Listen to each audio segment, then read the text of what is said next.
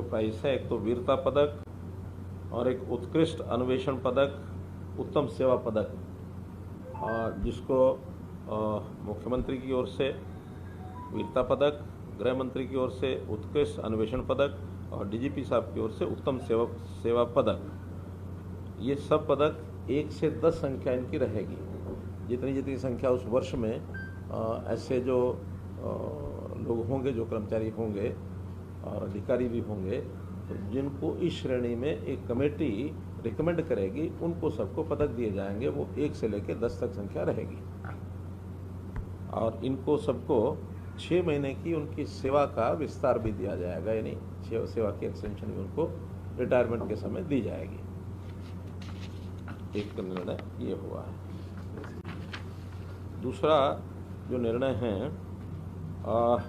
सिख गुरुद्वारा प्रबंधक समिति जो नई बनी है हरियाणा की, उनके चुनाव के नाते से आवश्यक था कि उनके जो रूल्स हैं वो बनाए जाए।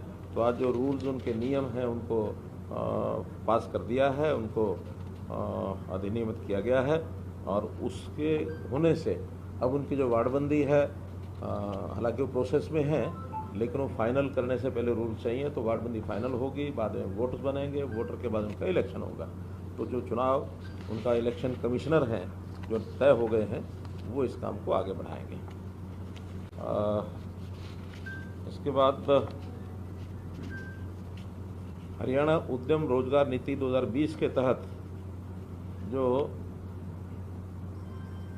अधिसूचित माल ढुलाई सहायता योजना में हमने उनको 25 लाख रुपए तक की माल ढुलाई की सब्सिडी, ये भी खास करके जो निर्यात करते हैं, एक्सपोर्ट में सब्सिडी दी है उनको, फ्रेट सब्सिडी। तो 25 लाख रुपए तक की इसकी सीमा ये तय की गई है। जो आज के बाद जितने उनके कॉन्ट्रैक्ट होंगे उस पर ये उनको मिलेगी।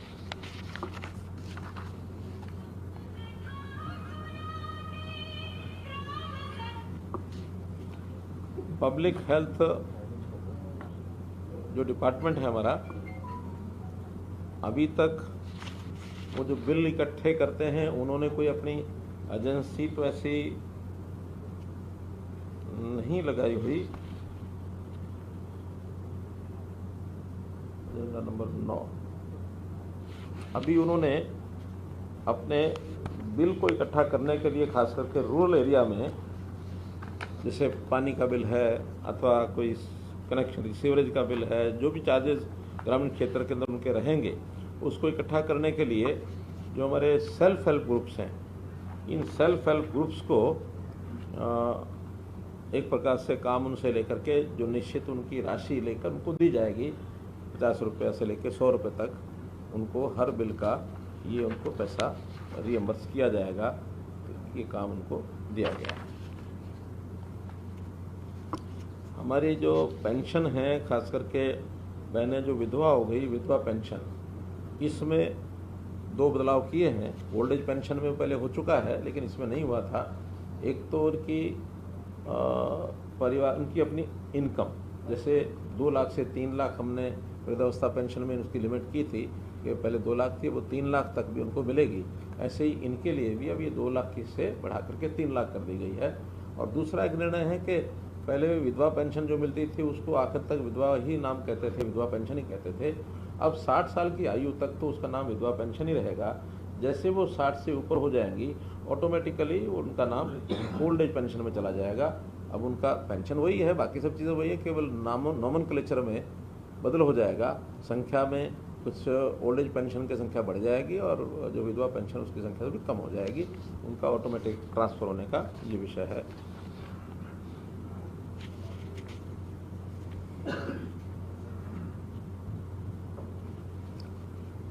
माइक्रो और स्मॉल जो हमारे एंटरप्राइज हैं, एमएसएमई में ये देखा गया है कि बहुत से इनके झगड़े, आपस में विवाद जो होते हैं परस्पर लेन देन के, और उसमें विशेष तौर पर जो एमएसएमई के एंटरप्रेन्योर्स हैं वो कहीं ना कहीं दबे रहते हैं। उनके झगड़ों में उनको मिलता नहीं है, न्याय नहीं मिलता, बड़े लोगों के साथ उनको जूझना पड़ता है।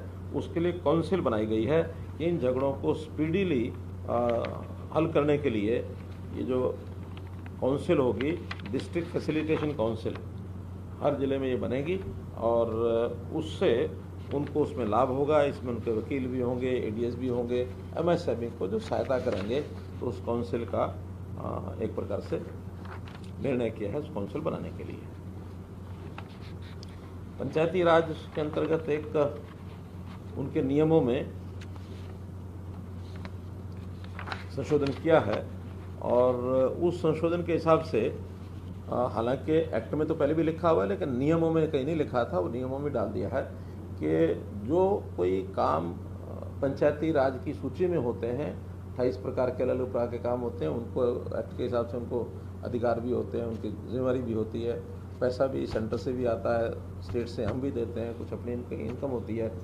लेकिन वो अभी तक ये था कि जो हमारे पास यहाँ काम आ जाते हैं, कोई भी नागरिक हमको पहुँचाता है तो हम उनको पहले भेज देते थे, उनकी डिस्क्रिप्शन है कि उस काम को करें या न करें।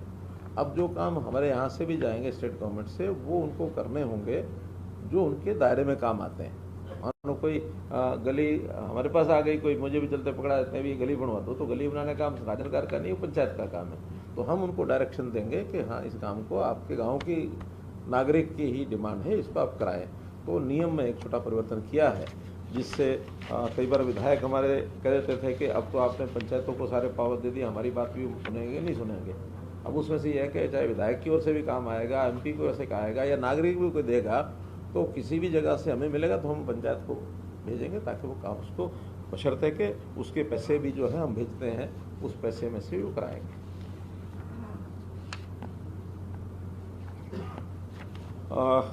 कुछ जातियां हैं, नाम बोल रहा हूँ, 7 कास्ट हैं, अहेरिया, अहेरी, हेरी, हारी, तूरी, थोरी और राय सिख कम्युनिटीज़। ये सब केंद्रीय नोटिफिकेशन में इन सबको एससी में जोड़ दिया गया है, लेकिन हमारे यहाँ इसको चेंज नहीं किया। पहले ये बीसीए में थी, तो यहाँ बीसीए में भी चल रही थी और एससी में भी चल रही थी, और वो जो ऑटोमेटिक सिस्टम होता है, इनको एससी के बजाय अभी भी हम बीसीए का सर्टिफिकेट देते थे। तो जब ये बात ध्यान में आई तो अब उन 7 जातियों को एससी में है तो एससी का ही सर्टिफिकेट जाएगा, बीसीए का अब नहीं जाएगा, जबकि उनकी डिमांड थी कि हमको जब हम एससी में आ गए तो बीसीए का सर्टिफिकेट क्यों मिलता है, तो हमने उसको बीसीए से निकाल दिया, अब एससी में ही रहेंगे। और ये 7 जातियाँ, हाँ, अहेरिया, अहेरी, हेरी, हारी, तूरी, थोरी और राय सिख। और इसी तरह जो बैकवर्ड क्लासेस ए की जो लिस्ट है, उसमें एक जाति लिखी है जोगी और एक लिखी है जंगम जोगी। अब वो किसी ने लिखी होगी भी जंगम जोगी, वो जोगी होते हैं जंगम जोगी, लेकिन उनका कहना है कि जंगम अलग होते हैं, जोगी अलग होते हैं। तो जोगी लिखा हो तो लिखा ही है, तो जहाँ जंगम जोगी लिखा है उसको केवल जंगम कर दिया है। हाँ, अब जोगी अलग है, जंगम अलग है। अगर मानो एक भी मानते हैं तो भी इनको सर्टिफिकेट अपना अपना ही मिलेगा, जंगम का जंगम का। हाँ, वो बीसीए दोनों में, हाँ, बीसीए में है जंगम भी और जोगी भी। जंगम जोगी इकट्ठा नहीं मिलेगा। तो ये दोनों को एंट्री में थोड़ा परिवर्तन किया है, ये उसके अंदर विषय आया है। कुल मिला के मोटे तौर पर ये विषय हैं। एक और विषय है जो और 1-2 दिन बाद उसका निर्णय किया जाएगा। आज विषय तो आया था, लेकिन उसमें कोई छोटी एक टेक्निकल कमी थी, उसको ठीक करके सर्कुलेशन से करेंगे। वो है कासण गांव का जो एक धरना चल रहा है, उनकी वो ज़मीन पुराने समय पर पहले एक्वायर की गई थी, तो उस एक्वेशन में सुप्रीम कोर्ट में चला गया केस, और सुप्रीम कोर्ट में वही लोग गए थे। हालांकि निर्णय उनके हक में तो नहीं आया, फिर भी हमने एक नई स्कीम बना करके उनको कंपनसेट करने के लिए एक स्कीम बनाई है, और वो जैसे ही हम करा लेंगे, जो टेक्निकल खामी है उसको पूरा करके आप लोगों को उसको बता दिया जाएगा। ये गुड़गांव जिले में कासण गांव का कुछ जमीन एक्वायर है। मानसून सत्र के बारे में कोई चर्चा नहीं? अभी तो कोई चर्चा नहीं, और अभी जुलाई में तो होना भी नहीं है। ये तो जुलाई में 20 दिन पहले, 21 दिन पहले उसका हम निर्णय करते हैं। अभी आज 3 तारीख, आज 4 तारीख है, तो 29 तक तो नहीं है, 25 तक तो नहीं है। 25 के बाद होगा तो फिर अगली बैठक में फिर भी कर लेंगे। हाँ, उसमें भी कुछ अभी परिवर्तन करके और दोबारा से लाएंगे उसको। उसमें कुछ रिप्रेजेंटेशन मिले थे लोगों के, ट्रांसपोर्टर्स के, तो उस रिप्रेजेंटेशन के आधार पर कई लोगों ने बताया कि इस प्रकार की मांग डिमांड है, तो वो उसमें अभी इनकॉर्पोरेट नहीं की थी। उनके साथ दोबारा से बातचीत करके और एजेंडा कराएगा। सर, पंचायतों में जो आपने बदलाव किया है, विधायक या जनप्रतिनिधि कोई प्रपोजल दे सकता है, तो क्या कंपल्सन भी होगा अगर प्रपोजल अपनी तरफ से नहीं दे सकता। कोई गांव के नागरिक का ही काम आ जाता है तो वो उसको हम फॉरवर्ड करेंगे। जो करने के लिए क्या वो रहेगा, प्रेशर रहेगा, कोई ऐसा भी कोई प्रावधान है, कोई प्रेशर रहेगा? प्रेशर नहीं है, हम उनको फाइल पर डायरेक्ट करेंगे और उनके पास अगर साधन है, पैसा है, फंड्स है तो उसमें से करेंगे, क्योंकि उसी गांव का है, उसी गांव के नागरिकों ने डिमांड की है। मतलब उसमें कई बार राजनीति का शिकार ना हो जाए वो काम, वहाँ भी तो राजनीति चलती है। पार्टीबाजी के लिए पूछ रहा हूँ सर सवाल। हाँ, वहाँ ना चले तो जो काम आएंगे, जो अपने आप करेंगे अच्छा है, हमारे पास आएंगे, हम उनको भेजेंगे भी। हाँ, गांव का काम उचित होना चाहिए, अनुचित काम का विषय नहीं है। मानो एक पड़ोस की गली बनी हुई है और वो तो उसके साथ उठने बैठने वाला है, या उसकी बनवा दी, दूसरी पड़ोस की बनवाई नहीं क्योंकि उसने उसको वोट नहीं दिया, तो वो शिकार ना हो जाए, इसलिए जो काम आएंगे सब अगर नहीं हुए तो काम कराएंगे। हमें डायरेक्शन देने की आवश्यकता क्या पड़ेगी? सिर्फ टीम ही नहीं? वैसे उसमें नियमों में लिखा है, लिखना पहले लिखा हुआ नहीं था, हालांकि विधान में है, यानी एक्ट में है। तो एक्ट ओवरलैप करता है रूल तो एक्ट नहीं नहीं, लेकिन रूल्स बनाने पड़ते हैं, तो रूल्स में एक लाइन ऐड की, उसमें क्या, क्योंकि कुछ जगह से ये विषय शिकायत आने लग गई थी। पहले तो क्या है कि सरपंचों के काम, यानी सरपंचों के होना, एमएलए के आते ही सारे होते थे, यहीं से होते थे, हम काम के हिसाब से ही पैसे भेजते थे कि ये 10 काम है, इसका ये पैसा सैंक्शन किया, कभी 10 लाख भेज दिया, कभी 5 भेज दिया, कभी 15 भेज दिया। अब हमने नियम ये बनाया कि उनका अगर 1.5 करोड़ है तो 1.5 करोड़ इकट्ठा भेज देंगे। अब जब उनका इकट्ठा पैसा आ गया तो एमएलए कहते हैं अब हमारी बात ही नहीं सुनते हैं कि पैसा तो उनके पास पहुंच गया। हमने उनको स्वतंत्रता भी दी है, साथ में उनकी जिम्मेवारी के हिसाब से उनको बताया भी जिम्मेवारी आपकी है, हमारी नहीं है। ये एक सिस्टम आज रणदीप सुरजेवाला एक एक करके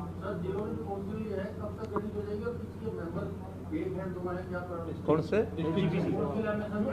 एमएसएमई के कौन से, हाँ उसका बताएंगे आपको, उसमें प्रेस नोट में दे देंगे, डिटेल दे देंगे जल्दी, क्योंकि आज कैबिनेट ने अगर पास किया तो जो रूटीन में